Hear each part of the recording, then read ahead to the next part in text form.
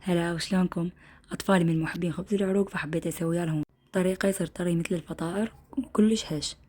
وطبعا الحجم انتو تتحكمون بيه حسب رغبتكم.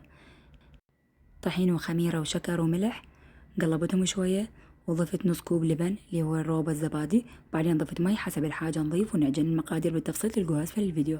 ورا من عجنة العجينة زين راح نخلي لها شوية زيت وأغطيها وأتركها تتخمر.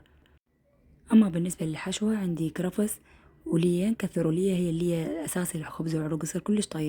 لحم مثروم أو لحم الثرمو بيدكم، وبصل، كاري وكركم وملح، ونخلط المكونات كلش زين ونتركها على صفحة. من تختمر العجينة نضيف عليها الحشوة اللي سويناها ونعجنها كلش زين إلى أن تمتزج المكونات بهذا الشكل.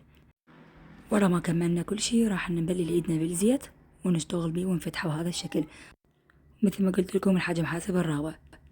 سويت قسم بصينية وبالفرن دخلته، والقسم الثاني راح نسويه بالطاوة على الطباخ، واثنيناتهم نفس الطعم ونفس الشي، بس يعني شوي اختلاف بالشكل. ولا تسألوني أنا شنو أفضل أسويه بالطاولة لأنه أسرع. وهذا شكله بالأخير ويا استكان شاي. جربوا إن شاء الله يعجبكم، وألف عافية.